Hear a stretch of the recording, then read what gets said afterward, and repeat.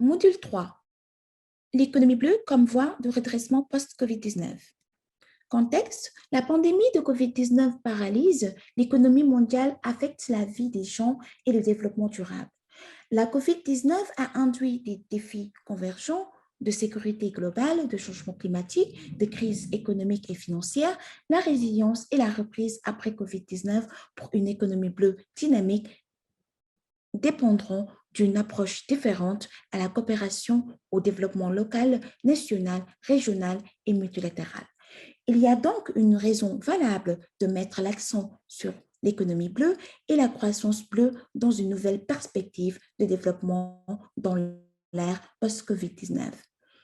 Le redressement de l'économie bleue nécessitera des mesures correctives combinées à des ressources adéquates pour relever les défis de l'adaptation et de l'atténuation et sortir de la pandémie en toute sécurité. Ce module aborde les impacts et les opportunités des secteurs clés de l'économie bleue tels que la pêche, le tourisme, le transport maritime et l'énergie. COVID-19 et contexte africain. À la mi-septembre 2020, le nombre de cas de COVID-19 dans la région africaine de l'OMS a atteint 1 149 940 personnes avec 25 008 décès. La croissance économique africaine devrait se situer entre moins 2,1% et moins 5,1% en 2020 contre un modeste 2,4% en 2019. Les niveaux de la dette publique et les risques d'endettement augmentent également, mettant en péril la viabilité de la dette dans certains pays. Un verrouillage complet à travers l'Afrique a coûté au continent environ 2,5% de son PIB annuel ou l'équivalent d'environ 65,7 milliards de dollars américains par mois. Alors que les pays rouvrent à présent leurs portes, les impacts à long terme de ces décisions tactiques visant à protéger la population africaine du COVID-19 ne sont pas encore totalement résolus.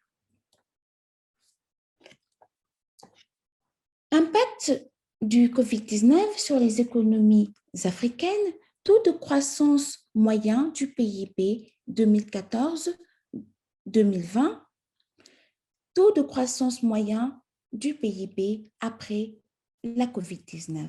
Ces représentations graphiques illustrent la partie précédente. Impact du COVID-19 sur les principales économies d'Afrique, performance économique avant la crise du COVID-19, les exportations de poissons ont augmenté de 5,7% en Afrique, incluant les littorales comme en Ouganda, avec une augmentation de 11%. Les voyages et le tourisme ont progressé de 5,6% en Afrique. Le tourisme de l'économie bleue a augmenté de 8% aux Seychelles et à Madagascar. Le trafic portuaire africain a augmenté de 4,4% en Afrique. En Afrique de l'Est, ces augmentations ont augmenté de 9% au Kenya et en Tanzanie. Performance économique post-COVID-19. Les impacts négatifs sur l'offre et la demande sur les exportations de ressources halieutiques en Afrique, avec quelques exceptions. Les arrivées de touristes en Afrique ont diminué de 35% au premier trimestre de 2020, 94% en avril. Les commerces ont diminué entre septembre et décembre 2020. Les réexportations depuis le port de Mombasa ont diminué de moins 27,5%. Reconstruire en mieux. Dans un contexte africain, toute mesure de Blue Recovery doit correspondre à l'agenda 2030, à l'agenda 2063 de l'Union africaine, à la stratégie maritime intégrée de l'Afrique 2050 et à la récente stratégie pour l'économie bleue en Afrique de l'UA. La gestion durable de l'économie bleue est donc essentielle pour atteindre les objectifs de développement durable, y compris l'objectif de développement durable numéro 14, conserver et utiliser durablement les océans, les mers et les ressources marines. Les principaux domaines d'intervention du Building Back Better comprennent le tourisme et les voyages, la pêche et l'aquaculture, le transport et le commerce maritime, les énergies renouvelables, le pétrole et le gaz. COVID-19 et tourisme. Le tourisme, dans une approche d'économie bleue, reflète les principes de développement durable tout en visant un modèle qui peut soutenir les économies locales et réduire la pauvreté. Le tourisme représente 8,5% du PIB de l'Afrique. Le continent a reçu environ 5% des 1,4 milliard d'arrivées de touristes internationaux estimés en 2018. Selon les prévisions récentes, les arrivées de touristes internationaux en 2020 devraient diminuer d'au moins 20 à 30% en raison de la pandémie. Le déclin du tourisme aura un effet disproportionné sur les petits États insulaires en développement africain et de nombreux États côtiers pour lesquels le tourisme constitue une part plus importante de l'économie. Les défis de la relance bleue. Il existe un certain nombre de vulnérabilités qui doivent être surmontées si les secteurs du tourisme et des voyages doivent retrouver leur plein potentiel dans le cadre d'une stratégie de relance bleue.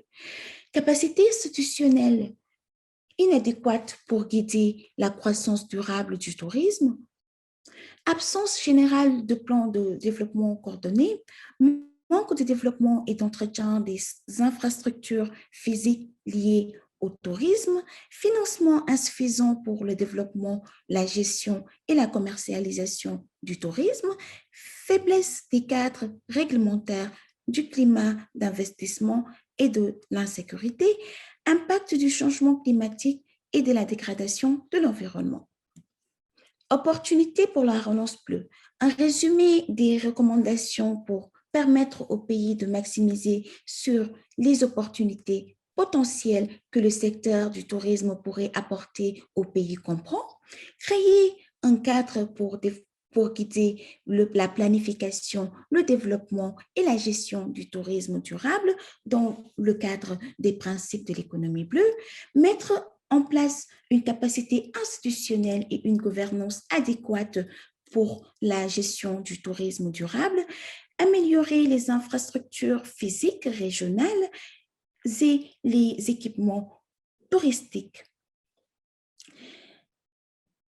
Développer des modèles de financement innovants pour le développement, la gestion et le marketing du tourisme, assurer l'harmonisation de toute la législation au niveau national relative à la durabilité du tourisme, établir des cadres réglementaires pour protéger les ressources touristiques. Veiller à ce que le tourisme contribue aux avantages économiques locaux tout en impliquant toutes les parties prenantes. COVID-19 et transport maritime, commerce maritime. Des études antérieures à la COVID-19 avaient prévu que le débit des ports maritimes africains passerait de 265 millions de tonnes en 2009 à plus de 2 milliards de tonnes en 2040. L'impact de COVID-19 sur les secteurs maritimes et logistiques des pays africains montre un déclin des porte-conteneurs d'environ 10 à 15%. À un moment donné de la pandémie, environ 45% des ports maritimes africains ont signalé que le nombre d'escales de porte-conteneurs avait diminué de 5 à 25% par rapport à une situation normale. Perte en volume des paquebots à conteneurs, perturbation des schémas d'expédition et annulation, restriction et fermeture des ports, perturbation du commerce et des services d'importation et d'exportation, inquiétude quant à la santé et à la sécurité des marins et des passagers. Tous ces facteurs ont contribué à l'effondrement du secteur maritime. Contrainte à la relance bleue. Bien que sévèrement touché par la pandémie, le transport maritime pourrait rebondir plus rapidement que les autres secteurs de l'économie bleue car les cargaisons continuent d'affluer. Ces contraintes comprennent les aspects environnementaux du développement portuaire et du transport maritime qui nécessitent une attention particulière, les émissions des navires liées au climat, les menaces sur les écosystèmes côtiers et marins, déversements et déchets marins, la piraterie et la sécurité maritime régionale. Contrainte à la relance bleue, bien que sévèrement touché par la pandémie, le transport maritime pourrait rebondir plus rapidement que les autres secteurs de l'économie bleue, car les cargaisons continuent d'affluer. Ces contraintes comprennent les aspects environnementaux du développement portuaire et du transport maritime qui nécessitent une attention particulière, les émissions des navires liées au climat, les menaces sur les écosystèmes côtiers et marins, déversements et déchets marins, la piraterie et la sécurité maritime régionale. Opportunités pour la relance maritime. Il en ressort les recommandations suivantes pour les secteurs en vue d'une relance bleue. S'assurer que tous les nouveaux développements portuaires et maritimes sont socialement inclusifs et écologiquement durables. Renforcer les administrations maritimes, y compris les plans d'affaires maritimes nationaux, ainsi que les stratégies de sécurité maritime nationales et régionales.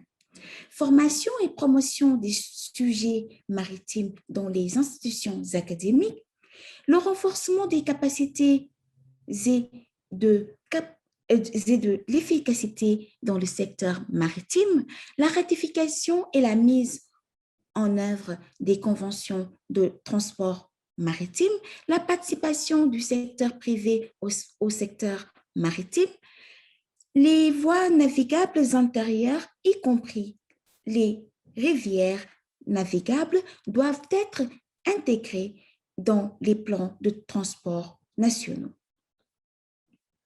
Pêche et aquaculture. Chaque étape de la chaîne de valeur de la pêche et de l'aquaculture a été perturbée par les impacts de COVID-19. L'activité mondiale de pêche industrielle avait chuté d'environ 6,5% à la fin du mois d'avril 2020. Les approvisionnements limités tels que la glace, le carburant, les engins et les appâts, ainsi que des pénuries de main-d'œuvre, ont également eu un impact important sur les activités de pêche. L'impact de l'aquaculture, notamment les approvisionnements et la disponibilité de la main-d'œuvre, a affecté les espèces, les marchés et les capacités financières des exportations. L'enquête d'évaluation mondiale menée par la FAO a révélé des perturbations dans le suivi, le contrôle et la surveillance, la lutte contre la pêche illicite, non déclarée et non réglementée et la mise en œuvre des travaux scientifiques marins. En ce qui concerne la demande, l'offre et le prix des produits de la pêche, l'évaluation a montré une demande négative pour les exportations dans les secteurs de la pêche, de capture et de l'aquaculture. Dans l'ensemble, les activités de pêche ont diminué dans les secteurs artisanaux et industriels pendant la pandémie. Contrainte à la relance bleue, les principaux défis qui ralentissent le rétablissement après l'épisode COVID-19 sont les suivants. Des cadres institutionnels et juridiques faibles ou inefficaces en matière de pêche durable, faible capacité institutionnelle, faible gouvernance du secteur, formation insuffisante et connaissances de base, le manque d'infrastructures et de services de transformation du poisson, manque de coordination intersectorielle et volatilité du marché mondial de la pêche, augmentation de la pression sur la pêche due à la surpêche et aux relations communautaires, système de suivi, de contrôle et de surveillance insuffisant en raison de la faiblesse des capacités en matière d'application et de ressources humaines. Pêche INN à grande échelle, crimes maritimes et marins transnationaux, manque de données adéquates sur l'extraction totale des ressources marines vivantes, les écosystèmes marins et l'économie marine. Opportunités pour la relance bleue. Il existe des opportunités qui doivent être prises en compte dans les mesures de Blue Recovery. La pêche à petite échelle devrait être encouragée pour assurer une plus grande inclusion sociale dans le secteur. Les structures de gouvernance doivent être sensibles à la fonction de bien-être de la pêche. La coopération avec le secteur privé doit être activement recherchée pour assurer des partenariats publics-privés. Renforcement des ORP, des agences nationales de gestion des pêches et des communautés de pêcheurs, harmoniser les politiques et législations régionales en matière de pêche pour gérer les ressources partagées ou transfrontalières.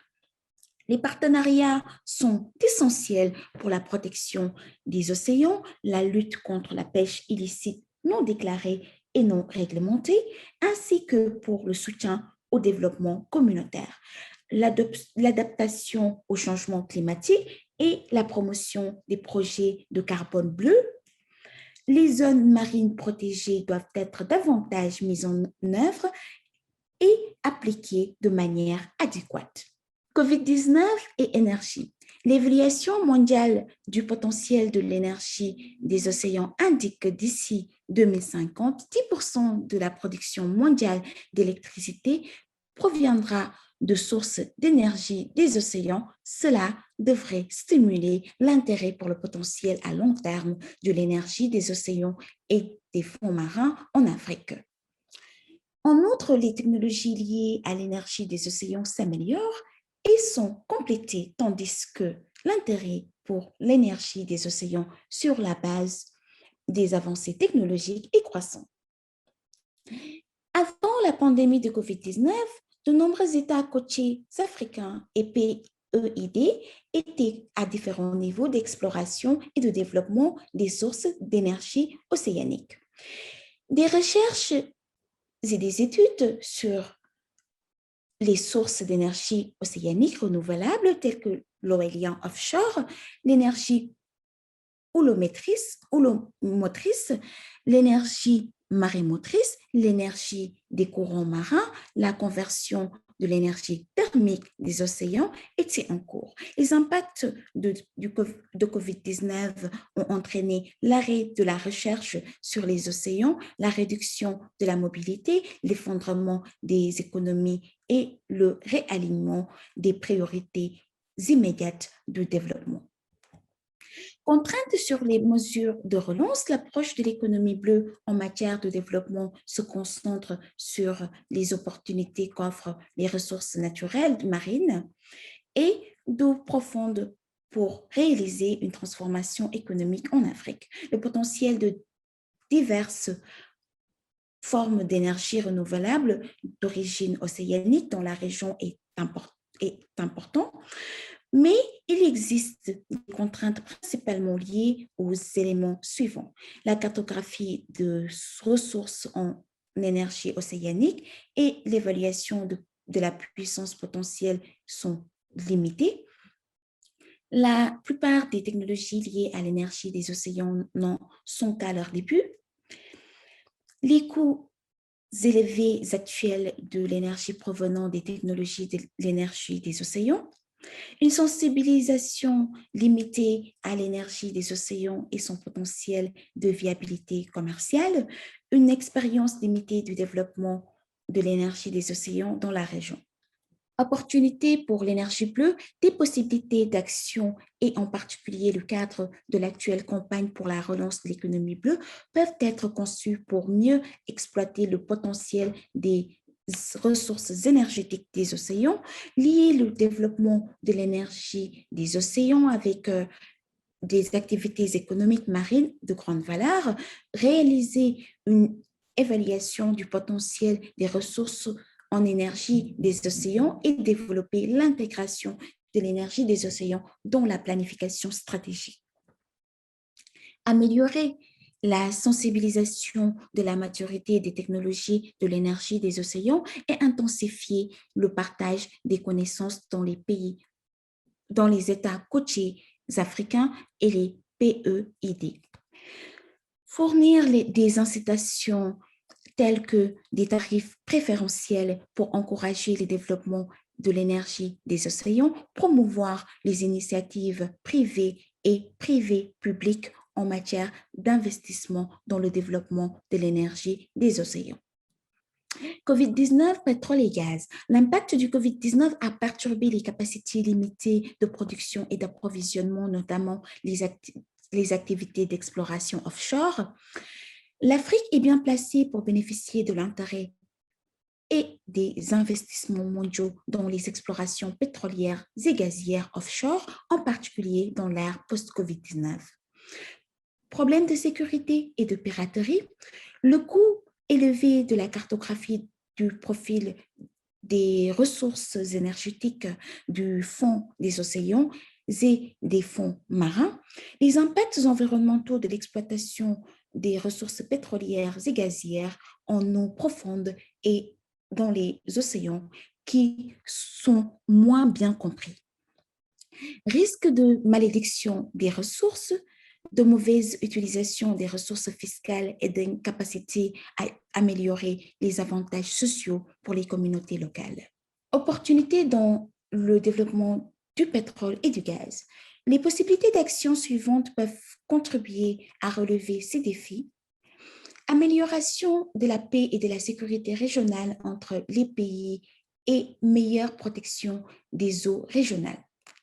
Une délimitation correcte des frontières maritimes, une meilleure cartographie des ressources en pétrole et en gaz des océans et des grands fonds en partenariat avec les investisseurs, par poursuite de la coopération régionale et du développement conjoint des ressources énergétiques océaniques et maritimes transfrontalières, l'adoption de fonds souverains et de politiques fiscales appropriées pour réduire le risque de corruption et assurer la stabilité fiscale dans le temps, les évaluations de l'impact sur le milieu marin de l'exploitation des ressources offshore, y compris la planification de l'espace marin. Câbles sous-marins et relance bleue. Les réseaux de câbles sous-marins permettent d'assurer les connexions de transmission de données et de télécommunications et d'énergie. En tant qu'infrastructures essentielles, ils sont indispensables à l'établissement rapide de liens dans l'économie bleue.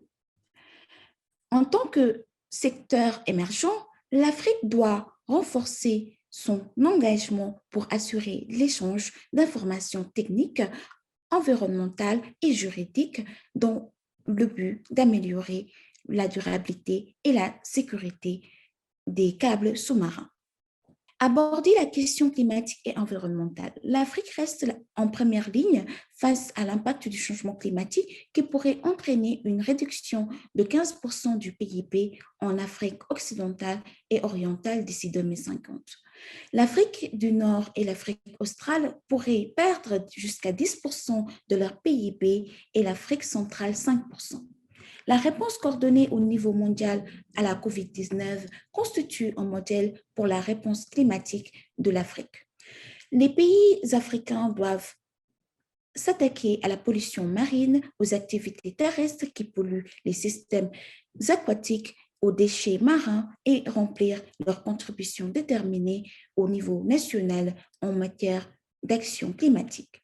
L'allègement de la dette des pays africains et les innovations en matière de mobilisation des financements du secteur privé sont essentielles pour le plan de relance souhaité. Une meilleure planification et un développement durable sont essentiels pour atteindre l'objectif du développement durable numéro 14 et la gouvernance des océans. Synthèse. La COVID-19 a révélé les niveaux élevés de vulnérabilité environnementale et socio-économique de l'Afrique aux chocs mondiaux, avec une capacité limitée d'atténuation et de récupération, la pauvreté et l'inégalité. L'économie bleue représente environ 3,5 à 7% du PIB mondial. Les secteurs de l'économie bleue tels que les voyages, le tourisme, le transport maritime, la pêche et l'aquaculture ont été fortement touchés par les impacts de COVID-19. La résilience et le rétablissement d'une économie bleue dynamique après COVID-19 dépendront d'une approche différente de la coopération au développement local, national, régional et multilatéral, y compris un financement adéquat, l'adaptation et l'atténuation. Dans un contexte africain, toute mesure de relance de l'économie bleue à l'échelle mondiale, régionale et nationale doit correspondre à l'agenda 2030, à l'agenda 2063 de l'Union africaine, à la stratégie maritime intégrée de l'Afrique 2050 et à la récente stratégie de l'UA pour l'économie bleue en Afrique. Merci pour votre attention.